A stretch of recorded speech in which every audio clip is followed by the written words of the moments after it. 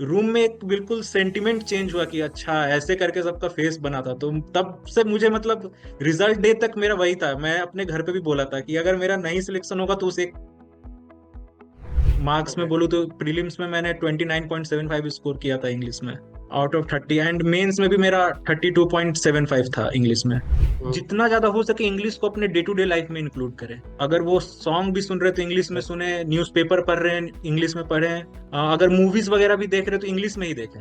Hello everyone, welcome to Oliveboard. I am your mentor Prabal Lavania. आज हमारे साथ हैं अंकुश, जिन्होंने क्वालिफाई किया है आईबीपीएस पीओ 2025 एंड इनको अलॉट हुआ है Punjab and Sind bank. Congratulations Ankush. Thank you sir. So कैसा रिएक्शन था, मतलब फैमिली का, जब रिजल्ट आउट हुआ, जब रिजल्ट आपने पहली बार देखा? सर फैमिली तो बहुत खुश थी सर। मतलब मुझे पर्सनल लेवल पे टाइम लगा थोड़ा सिंक इन होने में कि क्या हुआ है। मैंने बस रिजल्ट देखा और डायरेक्टली कॉल किया, क्योंकि फैमिली से मैं दूर रहता हूँ। तो मैंने डायरेक्ट कॉल किया पापा को कि हो गया है ये। तो फैमिली पे तो सब बहुत ज्यादा एस्केलेटेड थे। अच्छा, थोड़ा सा अपने बारे में बताइए कि आप कहाँ से हैं, आपने एजुकेशन क्वालिफिकेशन क्या है आपकी, एंड मोर ओवर मतलब गवर्नमेंट जॉब की मोटिवेशन आपको कहाँ से मिली? घर पे आपके कोई गवर्नमेंट जॉब में, या किसी को देख के आपको लगा कि no, I have to take the government job? Sir मैं सारण से हूँ, बिहार से, बट मैं born and brought up in Dhanbad, Jharkhand. मेरे ओके। पापा वहाँ पे कॉन्ट्रैक्टर है बीसीसीएल में। तो मेरी 10th तक की स्कूलिंग वहीं से हुई है, डीएवी बनिया से। देन आफ्टर दैट मैं पटना मूव किया। मेरी नानी वहाँ रहती हैं, वो बिहार गवर्नमेंट में है, सेक्रेटेरिएट में। तो नानी के साथ मैं रहा वहाँ पे। मैंने 11th 12th वहीं से किया। देन आफ्टर मैंने ग्रेजुएशन भी पटना से किया, पटना साइंस कॉलेज से, BSc in statistics. After that मैंने स्टैटिस्टिक्स में ही मैं मास्टर्स देख रहा था, but at the same time मैंने एक सेकंड ऑप्शन में एमबीए भी सीयूईटी पीजी में फिल कर दिया था। तो स्टैटिस्टिक्स मेरा 2-3 नंबर से नहीं हुआ था A में, तो फिर एमबीए मिला तो मैंने एमबीए पिक कर लिया फाइनेंस में। क्योंकि फाइनेंस में मेरा इंटरेस्ट था, मैं स्टॉक मार्केट वगैरह फॉलो कर रहा हूँ ग्रेजुएशन के टाइम से ही, तो मैंने फाइनेंस पिक कर लिया। आफ्टर दैट मैंने बनारस हिंदू यूनिवर्सिटी से एमबीए किया। कैंपस प्लेसमेंट हुआ मेरा बजाज में। अभी मैं वेस्ट बंगाल में जॉब कर रहा हूँ as a business trainee in Bajaj Finserv asset management company. And government job का सर मोटिवेशन इसी से, फर्स्ट थिंग यही था कि सर एक स्टेबिलिटी मिल जाती है। फैमिली में भी करेक्ट। सबका था, क्योंकि नानी मेरी गवर्नमेंट जॉब में है। मेरे मामा से मैं बहुत क्लोज हूँ, वो भी बैंकिंग में ही है, same Punjab and Sind bank में। मुझे भी कोइंसिडेंटली सेम बैंक अलॉट हुआ है। हम्म। तो वहां से एक सेम मोटिवेशन था कि बैंकिंग, और प्लस बैंकिंग, अगर गवर्नमेंट जॉब को मैंने एनालाइज किया कि जितने भी गवर्नमेंट जॉब अभी कंडक्ट हो रहे हैं, तो बैंकिंग मुझे इसलिए मेरे प्रोफाइल के हिसाब से सूटेबल लगा, क्योंकि मैं एमबीए काम ऑलरेडी एमबीए मैंने क्रैक कर रखा था। तो मेरा मैथ्स अच्छा रहा है, इंग्लिश मेरी अच्छी थी, तो मुझे बस रीजनिंग पे वर्क करना था। तो एक टैक्टिकल मूव था कि बैंकिंग इंडस्ट्री देते हैं, फॉलो करते हो जाएगा। पर्सनल बिलीफ था, ये पर्सनल एनालिसिस थी। ओके। तो कब से आप तैयारी कर रहे थे, मतलब आपने कब से फुल फ्लेज बैंकिंग एग्जाम्स को फॉलो किया? सर मैंने फुल फ्लेजेड तैयारी की है सर 2024 एग्जाम से 2 महीने पहले। ओके। कॉलेज के साथ साथ ही मैं एमबीए में था, उसी समय मैंने साथ साथ ही तैयारी स्टार्ट की थी। तो उस बार मेरा प्री हो गया था, उस बार भी, उस समय भी मेंस मेरा 2 नंबर से नहीं हुआ था। ओके। एंड देन उसके बाद गैप हो गया, तो उसके बाद फिर कॉलेज के एग्जाम्स आ गए, प्लेसमेंट वगैरह हुआ। उसके बाद फिर जब मैंने जॉब ज्वाइन कर लिया, जून में मैंने जॉब ज्वाइन किया है। उसके बाद फिर मैंने करने के बाद ही जुलाई से प्रेप स्टार्ट कर दी थी फुल फ्लेजेड वे में। फिर अगस्त में एग्जाम हुआ, फिर अक्टूबर में मेंस हुआ, फिर इंटरव्यू। अच्छा, जब आपने तैयारी शुरू करी, ऑलरेडी एमबीए में क्वांट वाला सेक्शन तो मतलब नेक्स्ट लेवल पे अपना रहता है, और बैंकिंग का तो उस लेवल पे नहीं है, बट हाँ, जो आईबीपीएस पीओ मेंस है वो कहीं ना कहीं आपको थोड़ा बहुत रिलेवेंट मिलेगा। बट जो प्रीलिम्स वाला पार्ट है, कई बार मतलब स्पीड वगैरह मेंटेन करना, तो कहीं पे कोई दिक्कत आई कि स्पीड मेंटेन करनी पड़ेगी? हाँ सर, मतलब आईबीपीएस में, एसबीआई में मेरा इसीलिए नहीं हो पा रहा था क्योंकि एसबीआई में वो लोग स्पीड मैथ्स बिल्कुल ही क्वांट से हटा दिया है। तो वहां पे मुझे दिक्कत आ जाती थी एसबीआई में। लेकिन आईबीपीएस में वो था, तो वो 10 नंबर में 3 से 4 मिनट में मेरे हो जाते थे बिना प्रैक्टिस के। जब प्रैक्टिस किया तो वो दो हम्म। ढाई मिनट आ गया था। मुझे मेन प्रॉब्लम हुई थी रीजनिंग में। जब मैंने स्टार्ट किया था तो मेरा ओवरऑल कट ऑफ के आसपास ही मैं रहता था, 35 to 40 मेरे आ जाते थे। बट रीजनिंग में मैं 2 नंबर 3 नंबर ऐसे मेरे आते थे। तो फिर रीजनिंग में काफी वर्क करना पड़ा। और फिर रीजनिंग में मैंने वर्क किया कि मैं फिर क्वांट से ज्यादा रीजनिंग में मैंने स्कोर किया मेंस में। अच्छा, एक सब्जेक्ट और है जीए। वो कहीं ना कहीं थोड़ा सा, अब खैर जैसे आपने फाइनेंस में किया हुआ है एमबीए, तो जीए कहीं ना कहीं आपके लिए एक easy subject in the sense कि आपको पढ़ने में भी अच्छा लगता होगा, है ना? तो कैसे तैयार करा जीए को? मतलब मेंस के टाइम पे करा या प्रीलिम्स के साथ आपने स्टार्ट कर दिया? प्रीलिम्स के साथ नहीं किया था सर, बट प्रीलिम्स का एग्जाम जिस दिन हो गया तो उसके नेक्स्ट डे से मैं जीए में लग गया था, क्योंकि जीए में जैसे कि मेरे साथ वो प्रॉब्लम नहीं थी कि बहुत सारे स्टूडेंट्स या फिर मैं भी अगर हम्म। एमबीए नहीं कर रखा होता तो जो बेसिक टर्मिनोलॉजीज भी होती है वो भी मुझे हम्म। पढ़ने पड़ते, तो मेरे साथ वो प्रॉब्लम नहीं थी। मुझे बेसिक पता था फाइनेंस का क्या होता है, या फिर जो भी बैंकिंग में डे टू डे में जो टर्म्स यूज होते हैं वो सब मुझे बेसिक्स पता थे, डेफिनेशंस पता थे कहाँ यूज होते हैं, वो सब चीजें पता थी। तो जब मुझे बस वो करंट अफेयर में डेली के बेसिस पे रट्टा मारना था बेसिकली कि क्या है, समझने का गेम नहीं था। तो बस हम्म। मैंने वही प्रीलिम्स के नेक्स्ट डे से मैंने स्टार्ट कर दिया था, डेली 1 घंटे 2 घंटे जॉब के साथ भी मॉर्निंग में 1-2 घंटे डेली करंट अफेयर्स को रट्टा मारना स्टार्ट किया। And what about English? English में सर मैंने कुछ फॉलो नहीं किया है, इंग्लिश मेरे स्कूल टाइम से ही अच्छा रहा है सर। इंग्लिश मेरा one of the strongest suit था। अगर बोलूँ तो मैं इंग्लिश की वजह से ही मेरा क्लियर हुआ है, प्रीलिम्स भी एंड मेंस भी। अगर आप मार्क्स में ओके। बोलूँ तो प्रीलिम्स में मैंने 29.75 स्कोर किया था इंग्लिश में आउट ऑफ 30, एंड मेंस में भी मेरा 32.75 था इंग्लिश में। इंग्लिश जो में मैंने लोग कभी भी एक्स्ट्रा प्रैक्टिस नहीं किया कुछ, इंग्लिश में मैं बस मॉक देता था और मॉक देते थे। सेक्शनल सेक्शनल मॉक्स देता था मैं इंग्लिश का। अच्छा, जो लोग अब 2026 के लिए तैयार करना चाह रहे हैं, 2026 क्योंकि कैलेंडर ऑलरेडी आउट हो चुका है आईबीपीएस का, है ना? Yes sir. तो और इंग्लिश एक ऐसा सब्जेक्ट है, बहुत मतलब 100 में से 2 या 3 लोग होते हैं जो लोग, मैंने मतलब इतने इंटरव्यू करे, इतने लोग, मेरे को 9 साल हो गए पढ़ाते हुए, तो मैंने बहुत कम स्टूडेंट देखे हैं जो इतना कॉन्फिडेंस ला पाते हैं। मतलब इंग्लिश कहीं ना कहीं एक ऐसा सब्जेक्ट है जो हर किसी का एक कमजोरी की तरह रहता है, तो कैसे स्ट्रॉन्ग करा जाए? क्योंकि बहुत सारे लोग इस वीडियो को देखेंगे, इंटरव्यू देखेंगे, तो कहीं ना कहीं ये चीज भी ढूंढेंगे कि इंग्लिश को कैसे तैयार करना फर्स्ट थिंग कि जो भी वो लोग टीचर को फॉलो कर रहे हैं, जिस भी टीचर को, उनको फॉलो करे, ग्रामर अपना स्ट्रॉन्ग करे। और सेकंड थिंग, इंग्लिश को अपना, जो मेरे लिए पर्सनली मुझे हेल्प किया है अलोंग द इयर्स, मतलब बचपन से ही मेरी हैबिट रही, है। जितना ज्यादा हो सके इंग्लिश को अपने डे टू डे लाइफ में इंक्लूड करें। अगर वो सॉन्ग भी सुन रहे तो इंग्लिश में सुने, न्यूज़पेपर पढ़ रहे हैं इंग्लिश में पढ़ें, अगर मूवीज वगैरह भी देख रहे हो तो इंग्लिश में ही देखें।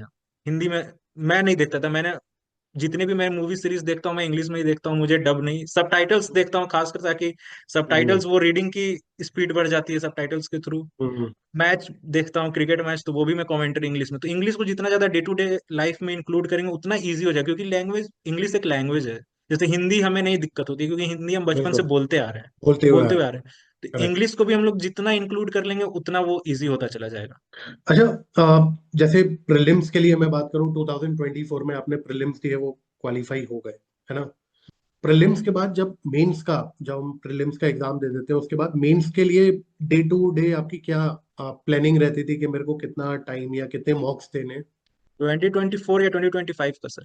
24 25 दोनों एक पता पड़ेगा ना कि कहाँ पे 24 में चीजें लैग हुई होंगी, तो वो आपने उन चीजों को सही किया होगा। 2024 में सर मेरा नहीं होने का मेजर ड्रॉबैक यही था कि मैंने सीरियसली नहीं लिया। मुझे मतलब जब मैंने एग्जाम दे दिया तो मुझे लगा होगा नहीं होगा, डाइस ही था, कॉन्फिडेंस नहीं था खुद में।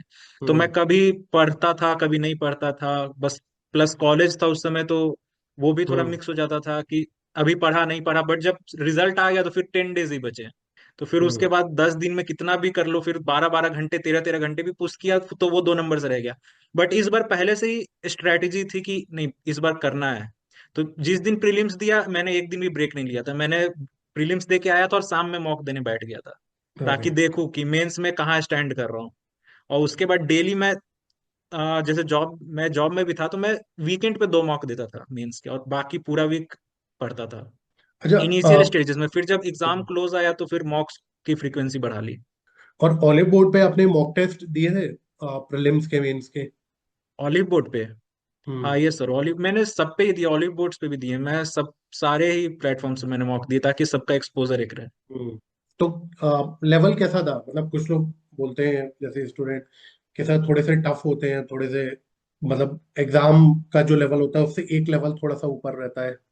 मुझे रेलेवेंट लगा ओके। सर। जैसे कि मैं अगर जेनरिक टर्म्स में बात करूँ तो जैसे कि जो भी नॉर्मल बैंकिंग के स्टूडेंट है उनके माइंड में है कि दो, एक ऑलिव बोर्ड और एक प्रैक्टिस मॉक। इन दोनों हम्म। के मॉक बहुत टफ होते हैं, बहुत ज्यादा नहीं अटेम्प्ट करने चाहिए, कॉन्फिडेंस डाउन हो। सर मैंने इन्हीं दोनों पे किए हैं। सर इंग्लिश एक लेवल ऊपर आती है, बट अगर आप एक लेवल ऊपर नहीं प्रिपेयर करके चलोगे तो फिर इंग्लिश जो बिल्कुल। आपको मिलेगी वो आप कॉन्फिडेंस डाउन कर देगी। अगर आपकी शिफ्ट में टफ आ गया तो फिर आप क्या करोगे? अगर इजी आ गया फिर तो कर ही लोगे, सब कर लेंगे। वाला है। तो वो चीज आ जाती है। तो एक लेवल ऊपर सर, अगर एक लेवल ऊपर मेरा मॉक है और मैं उसमें 40 स्कोर कर रहा हूँ तो मेरे लिए अच्छी बात है, क्योंकि अगर वो एक लेवल ऊपर है, मैं 40 ला रहा हूँ, तो जब वो सेम पेपर आएगा तो मैं 55 चला जाऊंगा। मतलब एग्जाम रिलेवेंट। हाँ, exam relevant, better than exam. अगर आप बेटर देन एग्जाम करना पड़ेगा, क्योंकि एग्जाम प्रेशर एक अलग होता है। आप अगर आप बेटर देन एग्जाम लेवल नहीं फॉलो कर रहे हो तो एग्जाम में जो एग्जाम प्रेशर होगा, तो वहां फिर एक क्वेश्चन भी आपका फंसा तो क्रैक कर जाओगे आप। बिल्कुल। तो वो क्रैक करने का प्रैक्टिस होना चाहिए, कि क्वेश्चन फंस रहे हैं, आप रीजनिंग में पजल में फंस गए, 5 5 मिनट आपने वेस्ट किया, डीआई में आप फंसे, वो फंसना जरूरी है। अगर आप इजी ही करते चले जाओगे तो फिर जब फंसोगे तो फिर नहीं हैंडल कर पाओगे। एंड मेंस के जो मॉक टेस्ट हैं, specially IBPS PO mains. Sir वो भी अच्छे थे सर, वहां भी मतलब इंग्लिश मेरे लिए पर्सनली अच्छा था। मैं वहां भी इंग्लिश में ट्राई करता था कि सारे क्वेश्चन कर लूं, हर बार हर बार। कुछ बार नहीं भी हुए। मेरा कॉन्फिडेंस में भी था कि जब मेरे सारे क्वेश्चन नहीं लगते थे तो मुझे मेरे कॉन्फिडेंस पे वही एक हिट करता था कि मैं सारा क्वेश्चन नहीं कर पाया। तो मेरे लिए वो चीज़ है, क्योंकि मैं मानता हूँ कि मैं इंग्लिश के सारे क्वेश्चन लगा दूंगा, मॉक में भी मेंस में भी। ओके। एंड जो जीए का सेक्शन था, जैसे आपने मॉक टेस्ट दिए होंगे, तो जीए जो आपने पढ़ा था और जो मॉक टेस्ट में आया और जो आपको एग्जाम में जीए मिला, कितनी सिमिलरिटी और कितना रिलेवेंट क्वेश्चन थे? काफी रिलेवेंट थे सर। मतलब मैंने जब पेपर में जीए देखा था तो मुझे खुद से अंदर से आ रहा था कि मैं कम बना के आया हूँ। मतलब मैं थोड़ा सा और क्लैरिटी होना चाहिए था मेरे अंदर खुद से। मतलब जो क्वेश्चन मैंने छोड़ के आया, क्वेश्चन जब मैं देख के आया तो मुझे लग रहा था कि पेपर डुएबल था। मतलब बाद में हम्म। मैंने रिव्यूज देखा तो सबको टफ लगा, बट मेरा पर्सनल ओपिनियन था कि पेपर डुएबल था। थोड़ा अगर और मैंने एफर्ट डाला होता तो मैं इजिली 15 के अराउंड स्कोर कर लेता।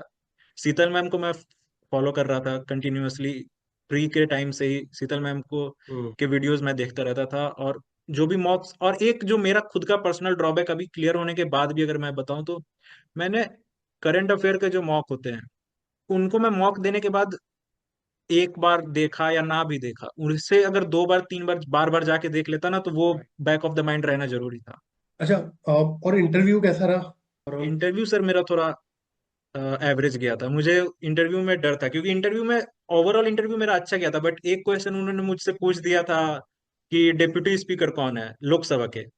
तो वो थोड़ा एक सरप्राइज क्वेश्चन था, मैं बिल्कुल देख के नहीं गया था डिप्यूटी स्पीकर। तो मैं बोला नहीं आइडिया, तो उन्होंने बोला अच्छा ठीक है चलो स्पीकर बता दो। तो वो मैं पढ़ के भी गया था, लेकिन जब डिप्यूटी स्पीकर आया ना तो वो प्रेशर में फिर वो भी दिमाग से निकल गया, तो मैंने उसमें भी बोल दिया कि नहीं गया। तो वो जो रूम में एक बिल्कुल सेंटिमेंट चेंज हुआ कि अच्छा ऐसे करके सबका फेस बना था। तो तब से मुझे मतलब रिजल्ट डे तक मेरा वही था। मैं अपने घर पे भी बोला था कि अगर मेरा नहीं सिलेक्शन होगा तो उस एक क्वेश्चन की वजह से नहीं होगा, क्योंकि मेंस के मार्क्स अच्छे आए थे, मेरे कट ऑफ से 13 नंबर ऊपर थे।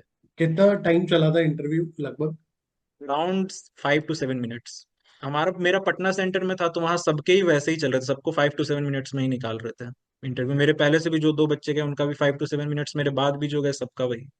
अच्छा, आपकी तरफ से एक वाइज ऐसा सजेशन जो कि 2026 के लिए एग्जाम्स की जो लोग तैयारी शुरू करना चाह रहे हैं, तो उनको क्या फॉलो करना चाहिए? मतलब कैसे प्रिपरेशन स्टार्ट करें, किस डायरेक्शन में तैयारी करें?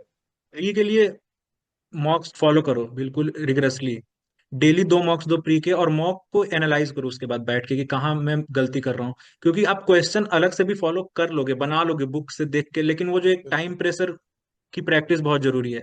डेली मॉक दो, 2 मॉक दो। मेंस में कॉन्सेप्ट पे ध्यान देना, प्री में स्पीड का गेम है। सबको कॉन्सेप्ट आता है, लेकिन क्लियर उसी का होना है जिसके पास स्पीड है। तो स्पीड प्रैक्टिस से ही आएगी। तो वो प्रैक्टिस मॉक में करो, सेक्शनल मॉक्स दो, फुल लेंथ मॉक्स दो, डेली 2 मॉक्स दो। वीकेंड पे अपना मेंस पे ध्यान देना। और मेंस में पहले कॉन्सेप्ट देखो, वहां पे फ्रीक्वेंसी मॉक्स की कम रखो, पहले वीक में दो, जैसे मैंने फॉलो किया तो मैं वीकली 2 मॉक देता था। देन जब एग्जाम में 2 या 3 वीक रहे तो उसके बाद एवरी ऑल्टरनेटिव डे। वहां भी डेली नहीं, क्योंकि मेंस के मॉक्स टायरिंग होते हैं। बिल्कुल। अगर 3 घंटे एक साथ स्क्रीन पे बैठोगे तो फिर उस दिन में बाकी आप कुछ नहीं पढ़ पाओगे। जैसे मेरा होता था कि मैंने मेंस का मॉक दिया, उसके बाद उसके एनालिसिस की, उसी में दिन खत्म हो जाता था और कुछ पढ़ने का टाइम नहीं मिलता था। तो इसीलिए ऑल्टरनेट डे पे रखो, ताकि आप एट प्रैक्टिस भी कर रहे हो, खुद को एनालाइज भी कर रहे हो, but at the same time आप ऑल्टरनेट डे पे इंप्रूव भी करोगे। अच्छा, एक चीज और है। जैसे प्रीलिम्स की जब आपने प्रैक्टिस या मॉक टेस्ट देना शुरू करा होगा, तो साथ में आप मेंस को कुछ टाइम दे रहे थे प्रीलिम्स के टाइम पे, 2 दिन या 3 दिन? नहीं सर, मैं नहीं दे रहा था। अच्छा, प्योर प्रीलिम्स, मतलब उसमें। हाँ, फुल प्रीलिम्स, क्योंकि सर मैंने, जैसे मैंने आपको बताया कि जो लोग भी अभी से अगर एग्जाम की प्रेप स्टार्ट करेंगे 2026 से, वो दे सकते हैं। मैंने स्टार्ट किया था जुलाई से सर, मेरे पास जुलाई और अगस्त ही था, 2 महीने ही थे मेरे पास, तो मेरे लिए वो उस समय पे अफोर्डेबल नहीं था कि मैं मेंस पे भी ध्यान दूं। मेरे लिए जो अफोर्डेबल था कि मैं प्रीलिम्स के बाद बिल्कुल भी टाइम ना वेस्ट करूं। चलिए, thank you Ankush, and congratulation once again. Thank you so much sir.